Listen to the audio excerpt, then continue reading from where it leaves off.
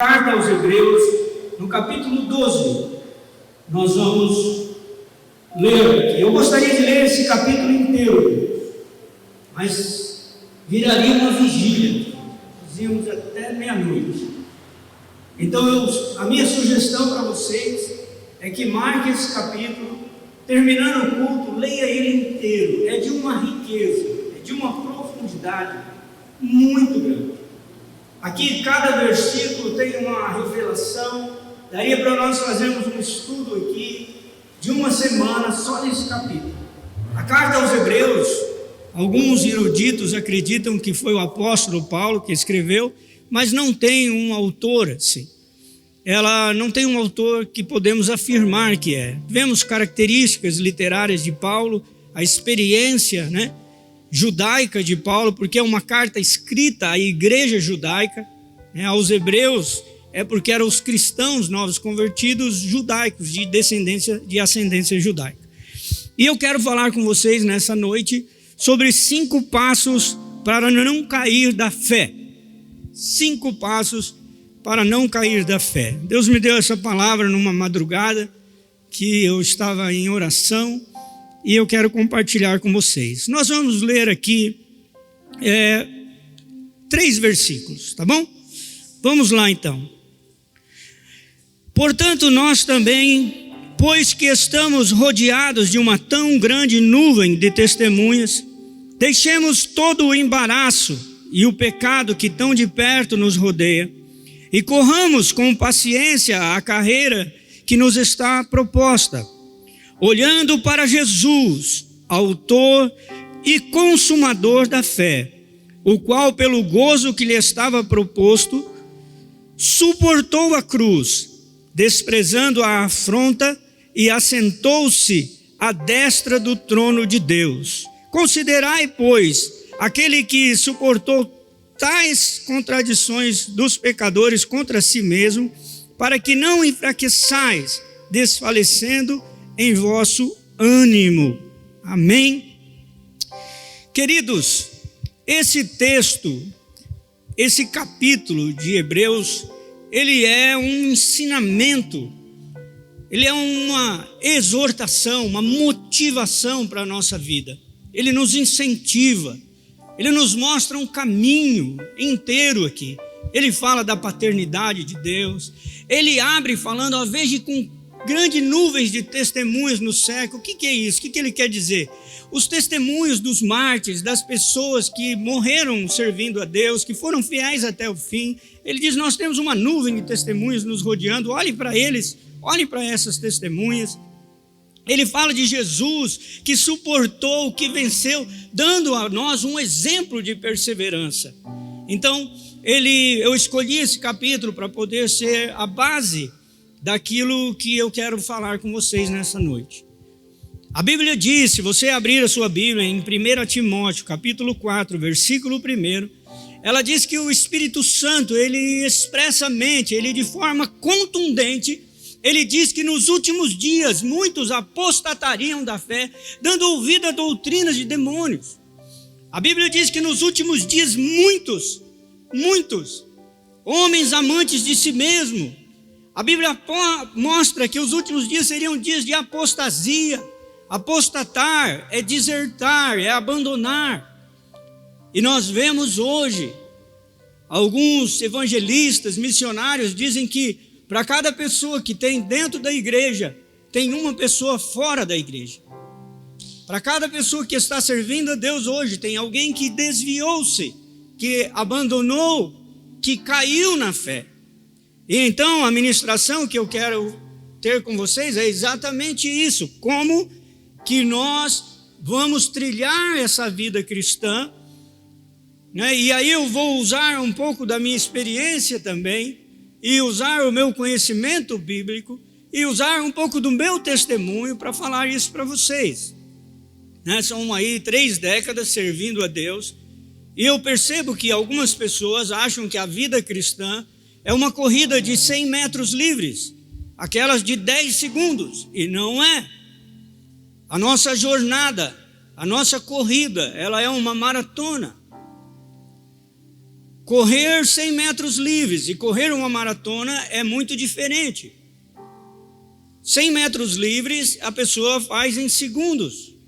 É disparo, é tiro, é rapidez. A maratona, ela é resistência, ela é técnica, ela é longa. Você não gasta toda a sua força. Você mantém aquela pegada para poder chegar ao fim daquela maratona.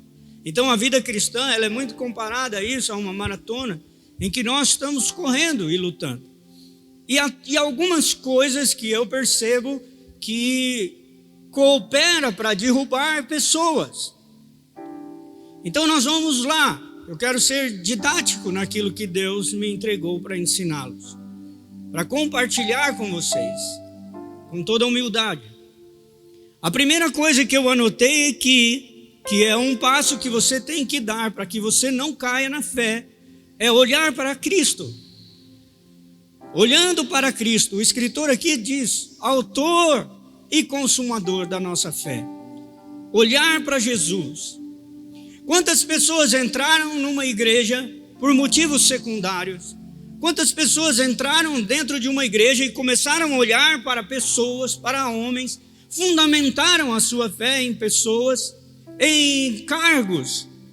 Qualquer coisa hoje, queridos irmãos, ouvintes da palavra de Deus, o teu olhar, ele deve estar fixo em Jesus.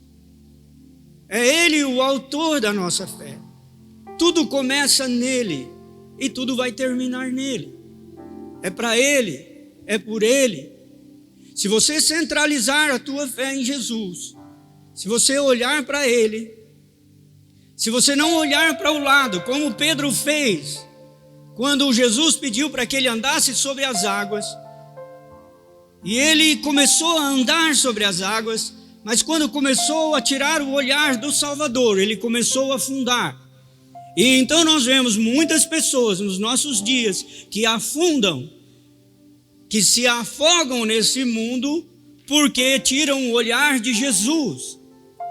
Pessoas que se decepcionam porque fundamentaram a sua fé em homens. É claro que eu também sei que há homens que eles querem, que eles buscam para si louvores. E essas pessoas às vezes entram nesses lugares de pessoas com o ego que necessita ser massageado, e elas firmam a fé. Elas colocam a fé no pastor, no reverendo, no presbítero, no apóstolo. Elas firmam a fé. Elas trabalham fazendo as coisas, ajudando, pensando que elas estão fazendo alguma coisa para aquela pessoa. E isso aqui vai vir o segundo passo que a gente vai falar. Então, olhe para Jesus, ame a Jesus. Tudo que você fizer, faça para Cristo. Tudo, os aplausos que você der, as glórias que você falar, as ofertas que você fizer, o trabalho que você faz dentro da casa de Deus, o seu serviço social, a sua ajuda ao próximo, o perdão que você ministra a alguém, tudo isso você faz em nome de Jesus. Se o teu amor a Cristo estiver aceso no teu coração, você vai passar por muitas dificuldades, mas o mar não vai te afogar. Se Jesus está no seu barco, Ele não vai afundar. Ele sempre tem a solução. Com Ele você nunca perde. Preste atenção nisso.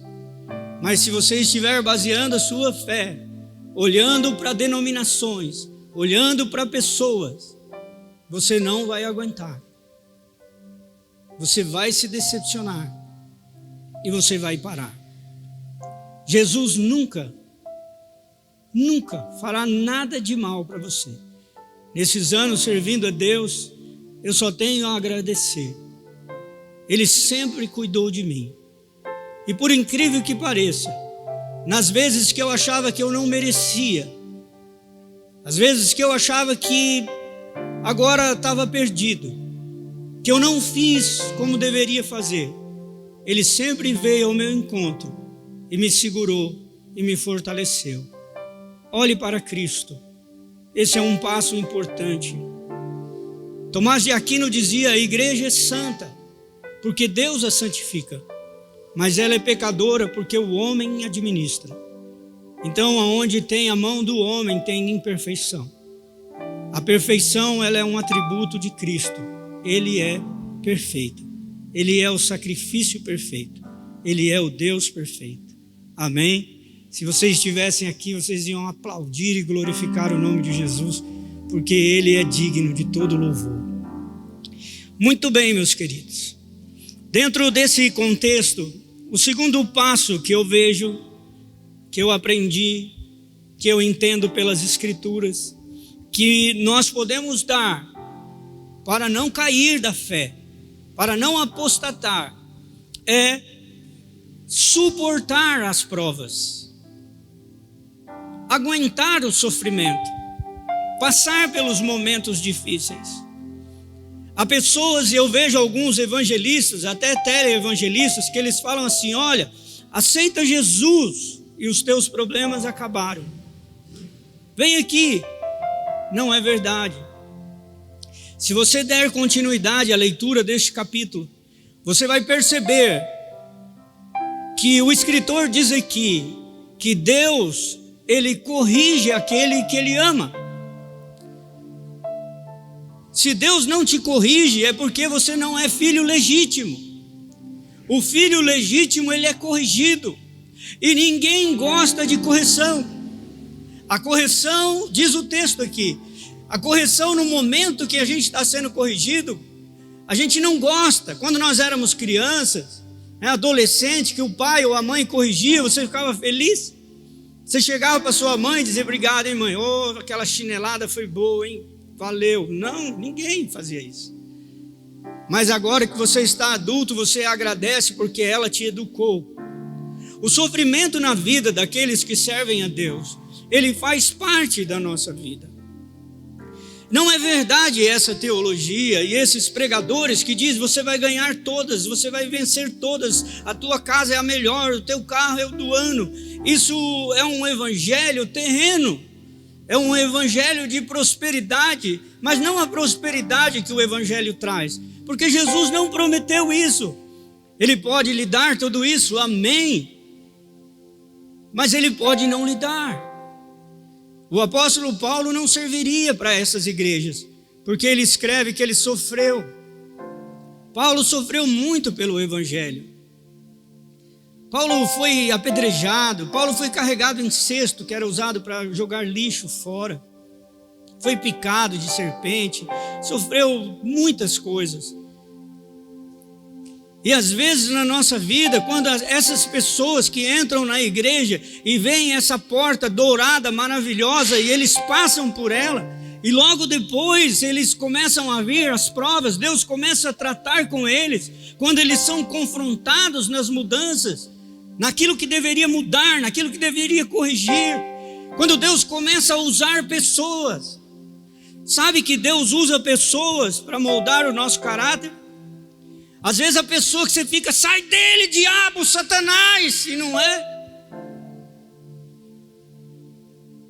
Deus permite algumas pessoas às vezes nos ferir, para que aquela ferida seja tocada, curada por Ele, e que aquele sofrimento gere em nós um modelo.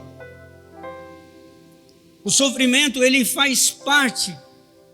O sofrimento deixa a gente mais humilde. Talvez se eu estivesse aqui pregando como eu pregava há 30 anos atrás, 32 anos atrás, hoje eu estaria aqui pulando, rodopiando, dando karatê e kung fu e gritando. E se alguém falasse lá que a mensagem foi maravilhosa e boa e linda, aquilo me deixava orgulhoso. Eu tive uma época que eu pensava: eu sou o melhor pregador do mundo. Pensei já isso, não tenho vergonha de dizer. E hoje eu estou aqui, quebradinho. Vaidade, tudo é vaidade. Nada incha mais, porque o sofrimento nessa trajetória me colocou no lugar em que eu devo estar. entendendo que Ele é tudo e eu não sou nada. Sem Ele, eu sou absolutamente nada. E então esse sofrimento, ele é Deus moldando a gente. Quer ver uma coisa que eu vejo muitas pessoas se afastarem da igreja com esse argumento: gratidão. Não me agradeceram, não me reconheceram. Preste muita atenção no que eu vou dizer para você. Não espere reconhecimento de ninguém. Você quer firmar os teus pés no caminho do Senhor? Está dentro da segunda parte ainda, suportar as provas. Isso é uma prova. Não espere gratidão de ninguém. Não espere. Não espere tapa nas costas de senhor ninguém. Sirva a Deus. E você nunca vai cair na fé. Nunca. Servindo a Deus como pastor, a gente ajuda muitas pessoas. Eu tenho um rapaz que, quando eu pastoreava em Nova York, eu fui buscar ele no Bronx, debaixo de neve, pelo menos umas 4 vezes, drogado, tinha usado crack. Já tive que um dia abraçar ele, um camarada enorme, tive que abraçar ele para acalmar, porque ele estava quebrando a casa dele inteira. E hoje ele está curado. Nunca recebi um e-mail dele, um WhatsApp, nada. Esse dia eu fiquei pensando nisso, mas meu coração está vacinado. Eu fiz aquilo que Jesus faria. Se você está servindo a Deus, se você não é da nossa igreja, de outra igreja está me ouvindo, se você está ajudando pessoas, faça como se você estivesse fazendo para o Senhor e não para o homem, porque isso é um risco.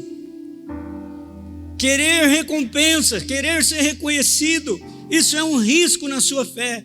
Se você focar em fazer as coisas para Cristo e suportar os momentos em que Deus vai te corrigir, você está dando um passo certo em direção à fé. Se você é dependente de elogios, de reconhecimento, você está vulnerável a tropeçar a qualquer momento. Porque a única pessoa, e aqui eu quero deixar isso para você muito claro, se existe uma pessoa no universo que é grato, esse é o Deus que nós servimos. Dele você pode esperar. Há pessoas que não viram nessa terra a recompensa. Há pessoas que, se eu contar a história deles para você aqui, você vai dizer: meu Deus, que vida triste. Mas Ele sabe aquilo que lhe aguarda na eternidade. Às vezes nós não vemos aqui, às vezes nós não recebemos aqui, mas o próprio Deus, que para mostrar a gratidão dele, Ele diz que aquele que der um copo de água para um dos seus pequeninos, pensa uma coisa simples, é dar um copo de água para alguém, que isso vai ser lembrado na eternidade. Que memória é essa? E então pense nisso, não desanime por causa das pessoas que não te reconhecem, porque há um Deus no céu, que na hora certa e no tempo certo, Ele vai te recompensar por tudo. Tá para dar glória a Deus e aleluia, né? Amém. O sofrimento molda o nosso caráter, então suporta. Terceiro, mais relacionamento, menos religiosidade. Mais relacionamento, menos religiosidade. Mais paternidade, menos aparência. Esse é o terceiro passo. Se você não quer cair da fé, se relacione com Deus e menos religioso. O religioso, ele é um tipo de orgulhoso. O religioso diz assim: eu tenho orgulho da minha humildade. Meu Deus, como é que alguém tem orgulho da humildade? Se tem orgulho, não tem humildade. Eu sou um grande servo do Senhor. Se é grande, não é servo. Não existe servo grande. Servo é servo. Então há pessoas que eles abraçam uma religião, que eles julgam as outras, que eles colocam rótulos nos outros, que eles morrem por causa de uma placa de uma igreja. Esse tipo de fé não resiste, não aguenta. Quando vira as lutas, foge, some, a religiosidade some. O religioso, ele baseia muito a fé dele na sua própria característica, nos seus próprios méritos. Eu jejuo, eu oro, o eu vem em primeiro lugar, eu. Que esse eu morra para que o Senhor viva em você. Porque quanto mais nós nos aproximamos de Deus, mais nós entendemos o quanto limitados nós somos. Quanto mais nós nos aproximamos de Deus, nós entendemos o quão longe da verdadeira santidade nós temos que chegar. Porque se até os serafins, quando olham Deus, que são anjos poderosíssimos, eles cantam santo, santo, santo é o Senhor dos exércitos. Quanto mais nós. Então, quando a religiosidade toma conta, a pessoa começa a se achar que ele é bom, que ele é o melhor. E se ele constrói a fé dele em cima dessa religiosidade, da quantidade de horas que ele ora, da quantidade de vezes que ele leu a Bíblia, da quantidade de santidade que ele não aguenta. Quando você desenvolve com Deus um relacionamento, quando você vem para a igreja para adorar a Deus e não olha nem para o lado no sentido de se tem alguém olhando feio, se alguém não gostou da tua roupa, do teu sapato, não importa. Quando você entra à igreja e vem direto na face de Deus, porque essa é a etimologia da palavra adoração. Proskinel do grego quer dizer prostrar e beijar. É alguém que abaixava e beijava o rosto de alguém. Quando você vem para a igreja, esses cristãos dos nossos dias, eles estão indo para a igreja atrás da mão de Deus. A bênção, eu vou vir buscar uma bênção, eu vou vir hoje buscar uma vitória, hoje eu vou vir buscar aqui o carro zero, a chave da casa. As pessoas estão vindo atrás da mão de Deus. E essas pessoas, nos momentos de dificuldade, elas caem na fé. Mas aqueles que desenvolvem com Deus um relacionamento, venha o que vier, nem altura, nem profundidade, nem largura, nada pode nos separar do amor de Deus. Porque você conhece Deus, não de ouvir alguém pregar, mas de andar com Ele.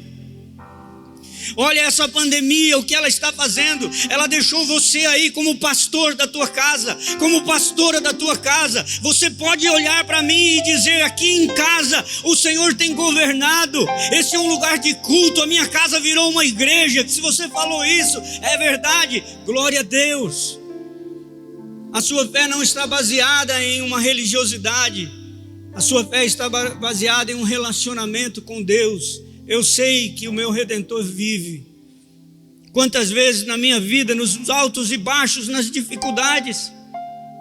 Esses dias eu estava contando para a pastora como eu cheguei aqui nessa igreja. Não tem como não chorar e se emocionar. Se você pergunta: por que você ama tanto, pastor Marcos Orati? Porque eu cheguei aqui, era uma ferida gigante. E eu fui cuidado, amado, fui curado. Mas se eu não tivesse relacionamento com Deus, teria me perdido. Larga essa religiosidade de lado e começa a se relacionar com o teu Deus, a ter intimidade com Ele. Amém? Esse é o quarto passo para nós irmos para a ceia. Conhecer e buscar a revelação da palavra de Deus. Oh, meus amados, a Bíblia diz que o meu povo está sendo destruído por falta de conhecimento. Eu não vejo, me perdoe, não quero ser saudosista, mas eu não vejo a dedicação da igreja em estudar a Bíblia como eu vi no passado. Lá na frente, o que vai te segurar é o teu conhecimento da palavra de Deus. Esses dias eu vi uma mulher que trabalhou muitos anos numa igreja, mas se você perguntasse para ela quantos evangelhos tem, ela não sabia. Se perguntasse para ela como que é o plano da salvação, ela não sabia. Se você perguntasse sobre o arrebatamento da igreja, ela não sabia. É uma pessoa que ficou servindo, mas não aprendeu. É uma Marta da vida. Não parou para ouvir, para aprender. Esse conselho, esse passo é muito importante. Querido irmão, querida irmã que está me ouvindo, conheça a palavra de Deus, conheça a Bíblia. Ninguém vai te enganar. Esses enganadores que tem por aí, tem gente vendendo máscara invisível contra o Covid-19. Vem aqui que eu vou orar, você vai ter a máscara invisível. Eu vendo ela para você. Há pessoas que acreditam nessas coisas. Há pessoas que não conhecem, não sabem, e estão aí ensinando. Esses dias eu ouvi uma pessoa dizer, não, porque é a membra da minha igreja. Não existe membra. A orelha não é uma membra do corpo, é membro. Não conhece a palavra de Deus, né? Vamos ler aqui a Policápsio, né? Exodó, Sanfoninha, e o povo vai tudo atrás. Versículos criados, a 1000 chegará, 2000 não passará. Amém, glória a Deus. Mentira. Se você conhecer a palavra de Deus, ninguém vai te enganar, e você tem acesso. Deus preservou a subsistência das Escrituras. Ela é um milagre de Deus para nós. Glória a Deus, a Bíblia está aí, é um alimento vivo, não é? Você pode chegar, ela fechada é um livro aberto, é a voz de Deus. Ela é uma fonte de uma água cristalina, que aquele que tem sede sempre vai beber dela. Conheça a palavra de Deus, seja íntimo com a palavra de Deus, entenda a palavra de Deus. Não fique acomodado dentro de uma igreja. Não ocupe tanto tempo com o Facebook, com o Instagram. Ocupe mais o teu tempo com a palavra de Deus, porque na hora da batalha, na hora que a guerra, na hora que o negócio apertar, aquilo que você conhece da palavra de Deus vai servir como tutano para você, como vitamina para você continuar caminhando. E concluindo a mensagem no 5º passo, que está relacionado à mesa que está aqui, que é participar da comunhão, que é participar da ceia, que é fazer parte disso aqui.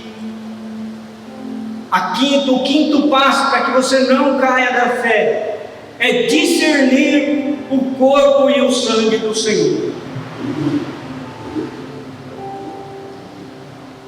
O apóstolo Paulo fala em 1 aos Coríntios capítulo 11 que há muitos fracos e doentes e muitos que dormem, porque participam da ceia do Senhor sem discernir o corpo do Senhor, sem entender, sem ter uma revelação. Amém, queridos? Discernir o corpo do Senhor. Aí na tua casa você vai estar com um cálice desse aqui. Quem não pegou o cálice, tem o suco da uva e o pão, pode pegar. Nós vamos orar. Nós vamos orar. E vejam vocês, o conhecimento da palavra de Deus. Existem pessoas que ensinam a doutrina da transubstanciação. Essa doutrina não é evangélica. Nós não acreditamos que isso aqui vai virar o sangue de Jesus. E o pão asmo que tem aqui não vai virar corpo. Isso é um símbolo. Isso aqui é um pão e isso aqui é um suco. Isso é um símbolo. Um dia um irmão falou, mas eu senti o gosto de sangue na minha boca. Eu falei, você deve ter mordido a língua. Não é suco. E é pão.